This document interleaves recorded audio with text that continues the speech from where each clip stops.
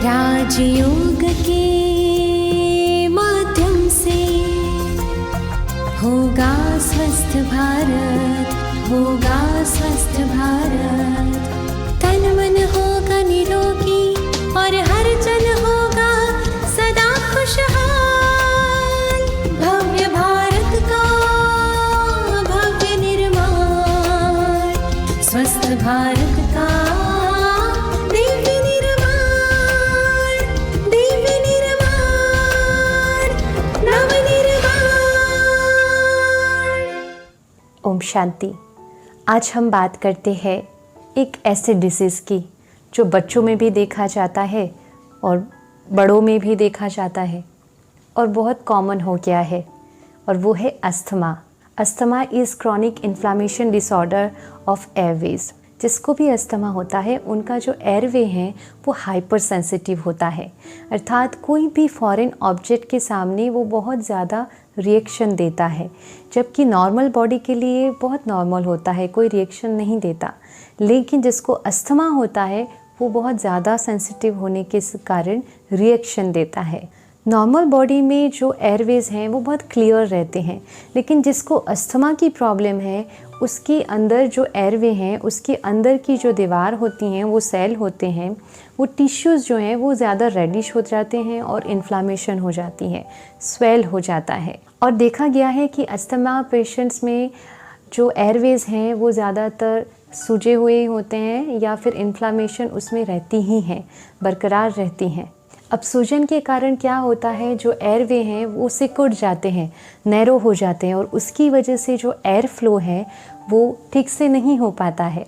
इसके अलावा Bronco constriction भी देखा जाता है, अर्थात जो एयरवेज हैं उसको मदद करने वाले जो मसल हैं, उससे जुड़े हुए जो मसल हैं, वो सारे मसल में टाइटिंग शुरू हो जाती हैं, और उसकी वजह से भी जो हमारा एयरवे है उसमें वो सिकुड़ने लगता है, वो नैरो होने लगता है, और एयर फ्लो जो होना चाहिए वैसा होता नहीं है। जब भी कोई अस्थमा पेशेंट अस्थमा ट्रिगर्स के कनेक्शन में आते हैं, जैसे कि पॉल्यूशन है या फिर एनिमल की वजह से हो रहा है या फिर डस्ट की वजह से हो रहा है, तो तुरंत ये सारे चेंजेस उसके अंदर देखने में आते हैं और एयरवेज जो है वो नैरो होने लगता है और एयर फ्लो कम हो जाता है।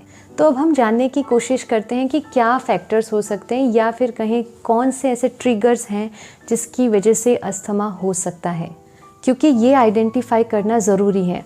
हमें पता चलेगा कि कौन सी चीज़ की वजह से हमें अस्थमा अटैक आ रहा है तो सॉल्यूशन करना इजी हो जाएगा। एनवायरमेंटल एलर्जेंस है, एनिमल एलर्जेंस है, फंगाई हैं, होम डस्ट है, पॉल्यूशन है, रेस्पिरेटरी ट्रैक्ट का इन्फेक्शन हो गया है, या फिर कईयों में एक्सरसाइज ज़्यादा करने से भी अस्थमेटिक अटैक आते हैं, जिसको एक्सरसाइज इंड्यूस अस्थमा कहा जाता है। दूसरा है GERD अर्थात गैस्ट्रो इसोफेजियल रिफ्लेक्स डिसीज़। इसमें क्या होता है कि जो आपकी फूड पाइप या इसोफेगस के नीचे के हिस्से में जो एसिड भरा होता है वो नर्व्स को इरिटेट करता है, और उसकी वजह से ये नर्व्स जो हैं वो आपकी एयरवेज की रिएक्टिविटी को, रेजिस्टेंस को बढ़ा देती हैं और अस्थमा का कारण बनती है। तो ये एक फैक्टर हो सकता है। क्रोनिक साइनोसाइटिस और राइनाइटिस भी एक मेजर फैक्टर हो सकते हैं अस्थमा अटैक के लिए। स्कल में जो हमारा साइनस होता है उसमें इन्फेक्शन यानी कि साइनोसाइटिस, और नाक में जो म्यूकस मेम्ब्रेन्स है उसके अंदर अगर आपको इन्फेक्शन होता है यानी कि राइनाइटिस। तो हमें ये फाइंड आउट करना बहुत ज़रूरी है कि आपको साइनोसाइटिस है या राइनाइटिस है, तो उसकी वजह से अगर अस्थमा आ रहा है तो सबसे पहले हम क्योर करेंगे साइनोसाइटिस को या राइनाइटिस को, और उसकी वजह से अस्थमा में बहुत ज़्यादा रिलीफ मिल जाता है। तो ये हमें आइडेंटिफाई करना भी ज़रूरी है कि कहीं हमें वो प्रॉब्लम तो नहीं है। किसी किसी पेशेंट में non steroidal anti inflammatory drug और एस्पिरिन की जो हम सर दर्द में या फीवर में यूज़ करते हैं उसकी हाइपर सेंसिटिविटी होती हैं, उसकी वजह से भी कई बार अस्थमेटिक अटैक आते हैं। एक और मेजर फैक्टर देखा गया है ओबेसिटी। जब आपका BMI बढ़ जाता है, बहुत ज़्यादा मोटापा होने की वजह से भी ब्रेथलेसनेस शुरू हो जाती है और अस्थमा का एक और ये रीज़न हो सकता है। इमोशनल फैक्टर्स या स्ट्रेस भी एक ट्रिगर पॉइंट हम कह सकते हैं अस्थमा के लिए। कई बार जब माता प्रेग्नेंट होती हैं और प्रेगनेंसी के दौरान अगर वो स्मोक करती हैं तो बच्चे को, आने वाले बच्चे को अस्थमा होने की संभावना बढ़ जाती है। अगर बच्चा प्री मैच्योर होता है तो भी अस्थमा होने की संभावना बढ़ जाती है। तो ये सारे ट्रिगर्स थे जिसकी वजह से अस्थमा होने की संभावना होती है। अगर हम बात करें सिम्टम्स की, तो जिसको भी अस्थमा होता है उसकी ब्रीदिंग में विजलिंग साउंड हमें सुनाई देता है। माइल्ड अस्थमा होता है तो ब्रीथ आउट करते समय इसकी साउंड आती है, लेकिन जब थोड़ा सीवियर हो जाता है तो ब्रीद इन और ब्रीद आउट दोनों समय पे ये साउंड हमें सुनाई देती है। और जब लाइफ थ्रेटनिंग स्टेज आ जाता है अस्थमा का तो ये साउंड भी बंद हो जाती हैं, क्योंकि सांस लेने में बहुत ज़्यादा दिक्कत होती हैं। एयर वे जो है वो बहुत ज़्यादा नैरो हो जाता है, तो ये साउंड भी बंद हो जाती हैं जब लास्ट स्टेज होता है। लाइफ थ्रेटनिंग वाला जब सिचुएशन आ जाए तब ये विजलिंग साउंड भी बंद हो जाती है। फिर अस्थमा पेशेंट में देखा गया है कि सूखी खांसी की समस्या रहती है, यानी कि ड्राई कफ होता है। और ये समस्या ज़्यादातर आप मिडनाइट के बाद और अर्ली मॉर्निंग में ज़्यादा होती हैं। जब गहरी नींद में होते हैं तब सूखी खांसी की समस्या होती हैं। तो ये एक सिम्टम देखा गया है अस्थमेटिक पेशेंट्स में। इसके अलावा एडल्ट्स और जो बच्चे हैं उसमें न्यूमोनिया या चेस्ट पेन या चेस्ट टाइटनेस, ये सारे लक्षण भी देखे जाते हैं। Sore throat, wheezing sound, shortness of breath, ये सारे भी लक्षण अस्थमा पेशेंट्स में देखे जाते हैं। जब अस्थमैटिक अटैक आता है तो उसको हम 4 स्टेजेस में डिवाइड करते हैं। पहला माइल्ड, फिर मॉडरेटली सीवियर, फिर सीवियर और चौथा है इमिटेंट रेस्पिरेटरी अरेस्ट। ये 4 स्टेजेस में होता है, या फिर कहें 4 एपिसोड में होता है। माइल्ड एपिसोड यानी कि फर्स्ट एपिसोड जो होता है उसमें थोड़ी सी फिज़िकल एक्टिविटी करने में भी ब्रेथलेसनेस फील होती हैं, टायर्डनेस फील होती है, फटीगनेस फील होती हैं। ज़्यादा फिज़िकल एक्टिविटी करने से कई बार ब्रीद इन ब्रीद आउट में थोड़ी माइनर आपको विजलिंग साउंड भी सुनाई देती हैं। मॉडरेटली सीवियर एपिसोड में क्या होता है कि पेशेंट जो है ब्रेथलेसनेस ज़्यादा फील करता है, इसलिए असेसरी रेस्पिरेशनल मसल्स को वो यूज़ करने लगता है। ये असेसरी रेस्पिरेशनल मसल्स जो हैं वो हमारे चेस्ट में और नेक में होते हैं। वैसे मेन जो हमारा रेस्पिरेटरी मसल हैं वो है डायफ्राम मसल, लेकिन जब बॉडी पे ज़्यादा स्ट्रेन आता है, ज़्यादा ब्रेथलेसनेस पेशेंट को फील होने लगती हैं, तब वो असेसरी रेस्पिरेटरी मसल्स का यूज़ करता है। इस एपिसोड में पेशेंट को ज़्यादा ब्रेथलेसनेस होने से विजिंग साउंड यानी कि विजलिंग साउंड सुनाई देता है। जब वो ब्रीदिंग करता है रेस्पिरेटरी रेट भी बढ़ जाता है। इस एपिसोड में बच्चों में जो है रिब्स होती हैं उसके बीच के गैप में रिट्रैक्शन देखने में आता है, और इसके अलावा बच्चों के नथुने सांस लेते समय फूलने लगते हैं।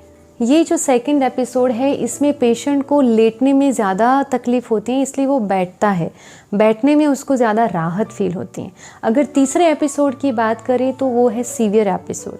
सीवियर एपिसोड में तो हार्ट रेट और रेस्पिरेटरी रेट दोनों बढ़ जाती हैं। रेस्पिरेटरी रेट 30 से ऊपर चली जाती हैं और हार्ट रेट भी 120 से ऊपर चलने लगती हैं। इसके अलावा विजलिंग साउंड बहुत ज़ोर से सुनाई देती हैं जब भी ब्रीदिंग करते हैं। एयरवेज जो हैं वो बहुत ज़्यादा सिकुड़ जाते हैं, नैरो हो जाते हैं, और पेशेंट जो है वो ट्राइपॉड पोजीशन में आ जाता है, अर्थात घुटने टेक के अपने आप को फॉरवर्ड बेंडिंग पोजीशन में ले जाता है और दोनों हाथ अपने घुटने पे रख देता है। उसमें उसे थोड़ी राहत फील होती है।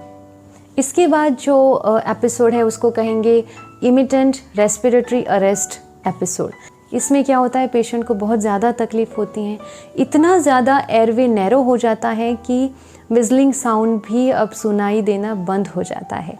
बच्चों में तो हार्ट रेट धीमी होने लगती है, स्वेटिंग हो जाता है, पसीना आने लगता है, ब्रीदिंग करने के लिए स्ट्रगल करना पड़ता है, और इस परिस्थिति को लाइफ थ्रेटनिंग परिस्थिति भी कहेंगे, क्योंकि बहुत ज़्यादा तकलीफ़ होने लगती हैं, इमरजेंसी हो जाती हैं। तो इस प्रकार से 4 अलग अलग एपिसोड में हम देख सकते हैं कि अस्थमा अटैक आ सकता है। आपको अगर अस्थमा है तो आप एलर्जी टेस्ट करवाइए, उससे भी कई चीज़ें हमें पता चल जाती हैं। तो एलर्जी टेस्ट मस्ट होता है, जिसको भी अस्थमा होता है डॉक्टर्स उनको एलर्जी टेस्ट कराते ही हैं, ताकि हमें सॉल्यूशन लाने में, उसकी ट्रीटमेंट करने में ज़्यादा इजी हो जाए। अब हम जानते हैं कुछ होम रेमेडीज़ और कुछ ऐसी चीज़ें, योगा, प्राणायाम, जिससे हमें अस्थमा को क्योर करने में मदद करे। मुलेठी का उपयोग हम कर सकते हैं। मुलेठी को हम उबाल करके पानी में उसको छान करके पिएं, सुबह और शाम दोनों टाइम पिए। ये बहुत लाभदायी है। जिसको ज़्यादा म्यूकस बन रहा है अस्थमा में, उसके लिए भी ये बहुत ज़्यादा लाभदायी है। तो आप मुलेठी का यूज़ कीजिए। इसके अलावा आप अदरक यानी कि जिंजर टी पी सकते हैं। जिंजर को पानी में थोड़ा सा उबाल करके उसमें थोड़ा सा हनी डाल के आप पी सकते हैं। हनी बहुत ज़्यादा असरकारक होता है अस्थमा को क्योर करने में। इसके अलावा आप घर में स्नेक प्लांट रख सकते हैं जो कि मैक्सिमम ऑक्सीजन हवा में रिलीज़ करता है। वो हमारे हेल्थ के लिए अच्छा होता है। तो अपने घर में स्नेक प्लांट भी रखिए। साथ साथ आप यूकेलिप्स ऑयल का यूज़ कीजिए। यूकेलिप्स ऑयल को बॉईल कीजिए पानी में और उससे जो भाप निकलती हैं वो स्टीम लीजिए। वो बहुत ज़्यादा असरकारक होती हैं जो भी अस्थमेटिक पेशेंट्स हैं। इसके साथ आप लेवेंडर ऑयल का भी यूज़ कीजिए। लेवेंडर ऑयल जो है वो एंटी इन्फ्लामेटरी हैं। तो अस्थमा पेशेंट जो होते हैं उनको तो इन्फ्लामेशन लगभग हमेशा रहती ही हैं एयरवेज में। तो आप लेवेंडर ऑयल की भाप एवरीडे लेंगे तो वो इन्फ्लामेशन कम करने में आपको हेल्प करेगा। हल्दी एक एंटी एलर्जिक प्रॉपर्टी है। उसमें आप थोड़ा सा हनी ऐड करके उसे ले सकते हैं। इसके अलावा आप सहजन की पत्तियों को उबाल करके उसमें थोड़ी सी हल्दी डाल करके पिए। ये भी आपको बहुत ज़्यादा लाभदायी रहेगा। जिसको भी ब्रेथलेसनेस फील होता है, जिसको अस्थमा प्रॉब्लम, दम का प्रॉब्लम है, उसको ये बहुत ज़्यादा लाभकारक रहेगा। आप सिर्फ हनी का भी यूज़ कर सकते हैं। 1 स्पून मॉर्निंग में हनी ले सकते हैं, या फिर हनी को सूंघने से भी अस्थमेटिक जो प्रॉब्लम है उसमें राहत मिल सकती है। अस्थमा जिसको होता है उनको हनी लेने से ये जो बलगम निकलता है उसको रोकने में हनी मदद करता है। तो हनी लेने से आपको फ़ायदा हो सकता है, तो आप हनी ले सकते हैं। अजवाइन भी एक बहुत अच्छा प्रॉपर्टी उसमें होता है जो हमारी कफ को पूरा शरीर से बाहर निकालने में हमारी मदद करता है, जिसको म्यूकस ज़्यादा बन रहा है। तो अजवाइन की आप स्टीम लीजिए। पानी में उबालिए अजवाइन को, आप अजवाइन की स्टीम ले सकते हैं। इसके अलावा आप आधा कप मस्टर्ड ऑयल को गरम कीजिए थोड़ा सा, और उसके अंदर इतना सा टुकड़ा कपूर का डाल दीजिए, और फिर वो थोड़ा सा वार्म रहे, मतलब सहन हो, चमड़ी सहन कर सके ऐसा रहे। उसको आप अपने चेस्ट पे और अपनी बैक पे उससे मालिश कीजिए। वो बहुत ज़्यादा हमें इसका बहुत अच्छा असर पाया गया है। जिसको भी अस्थमा प्रॉब्लम है वो ये इसका ट्राई कर सकते हैं अपने घर पे। आप मालिश कीजिए चेस्ट पे और बैक में। इसके अलावा सिनेमन टी पी सकते हैं, लेकिन please again milk and milk products नहीं लीजिए। चाय दूध वाली नहीं पीजिए। आप हर्बल टी लीजिए जिसमें तुलसी, पुदीना, अदरक डाल के आप उबाल के उसमें थोड़ा सा आप जैगरी मिक्स करके उसे ले सकते हैं। लेकिन आप दूध मत यूज़ कीजिए। दूध आपका म्यूकस जो है वो बढ़ाने लगेगा, म्यूकस का प्रोडक्शन बढ़ा देगा। इसलिए दूध या दूध की कोई प्रोडक्ट नहीं। उसके साथ no bakery items, no preservative items, कोई भी ऐसी चीज़ नहीं, वाइट फ्लोर नहीं या मैदा नहीं, नो अल्कोहल, नो अचार एंड नो स्ट्रेस। फिर अपनी बॉडी को हाइड्रेट करते रहें पूरा दिन। अच्छे से पानी पिए, बाहर जाए तो फेस मास्क पहन के जाए, ताकि कोई भी धूल मिट्टी से आपको कोई एलर्जी ना हो, ये ध्यान रखना है। इसके अलावा आप अच्छे से प्राणायाम कीजिए। भस्त्रिका प्राणायाम, अनुलोम विलोम प्राणायाम, कपालभाति प्राणायाम और उद्गीत प्राणायाम, ये 4 प्राणायाम अस्थमा पेशेंट के लिए बहुत लाभदायी हैं जो आप कर सकते हैं। डीप ब्रीदिंग एक्सरसाइज और इसके अलावा डायफ्रैग्मेटिक डीप ब्रीदिंग आप कर सकते हैं। ये सारा आपको बहुत ज़्यादा लाभकारक रहेगा अस्थमा में। डीप ब्रीदिंग बहुत आप उसकी प्रैक्टिस कीजिए। जिसको ब्रेथलेसनेस की प्रॉब्लम है वो कम हो जाएगी। Anti inflammatory, antioxidant, vitamin C, vitamin E और इसके साथ बीटा कैरोटीन रिच फूड आपको लेना है।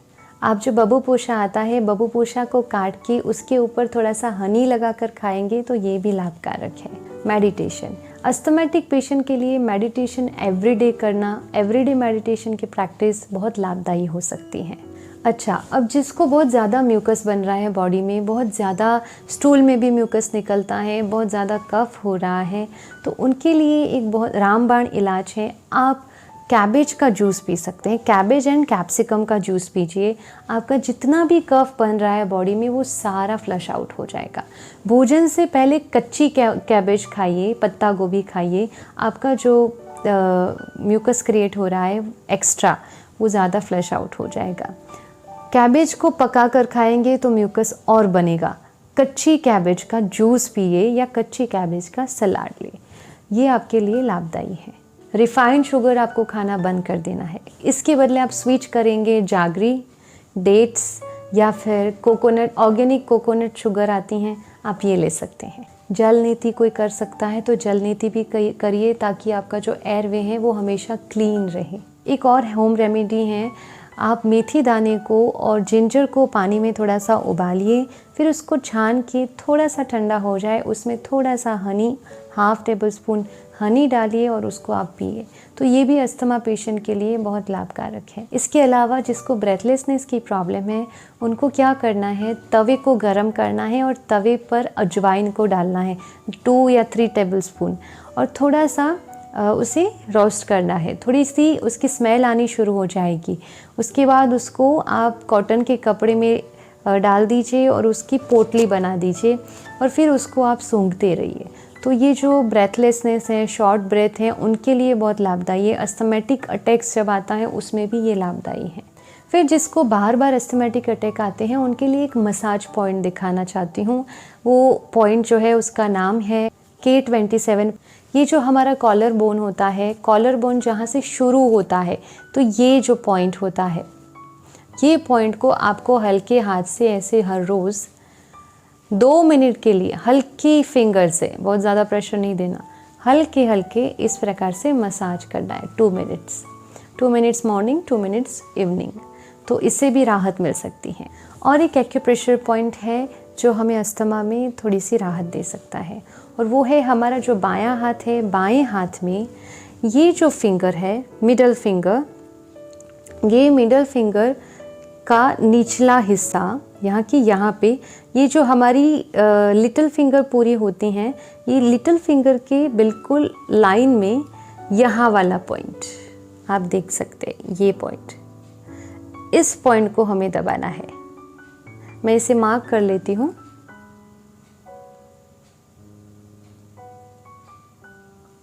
ये पॉइंट जो है, जो हमारा मिडिल फिंगर का नीचे का हिस्सा है, और इसी लाइन में यहाँ पे ये हिस्सा जो है वो आपको अस्थमा में रिलीफ देगा।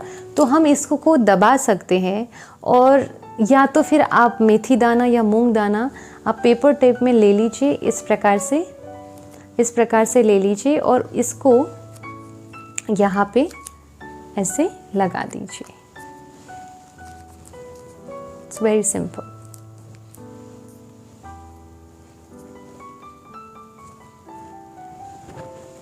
तो यहाँ पे दबता रहेगा, आप बीच बीच में इसको दबा सकते हैं। तो ये एक एक्यूप्रेशर पॉइंट है जो अस्थमा में लाभदायी है। एक्यूपंक्चर भी बहुत अच्छा काम करता है, but I don't have much knowledge about acupuncture. आप एक्यूपंक्चर का भी आधार ले सकते हैं, जो काफ़ी लोगों को रिलीफ दे चुका है, तो आप उसका भी ट्राई कर सकते हैं। अस्थमा साइकोसोमेटिक भी हो सकता है, क्योंकि आप देखिए, आप बहुत आराम से बैठे हैं, ठीक है, रूम में, किसी ने आकर ऐसा कह दिया कि ये हो गया है, जो कि अच्छी बात नहीं है।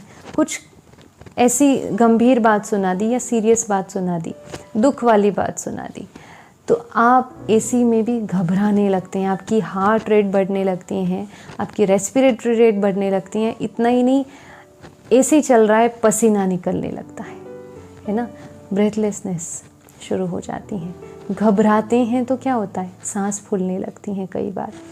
तो बहुत सारे ऐसे रोग हैं मेरे भाइयों और बहनों, जो सिर्फ़ और सिर्फ स्ट्रेस की वजह से हमारे सोचने के कुछ तरीके ऐसे हो चुके हैं, चीज़ों को हम इतना नेगेटिव लेने लगे हैं, चीज़ों से अफेक्टेड होने लगे हैं, बाहर की परिस्थिति से अंदर असर होने लगा है और फिर शरीर पे आता है। इसलिए साइकोसोमेटिक प्रॉब्लम्स की वजह से ये सारी बीमारियां क्रिएट होती हैं।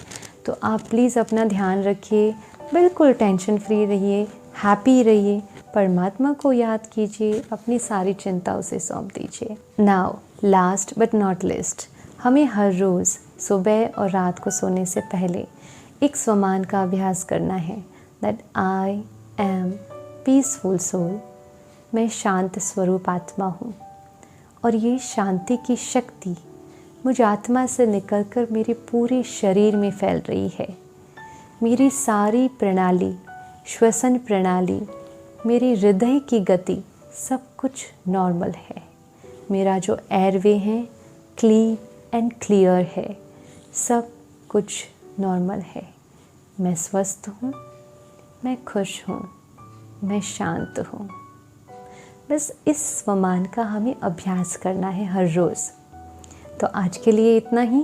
कल फिर मिलते हैं एक नई स्वास्थ्य चर्चा के साथ। ओम शांति, शुक्रिया।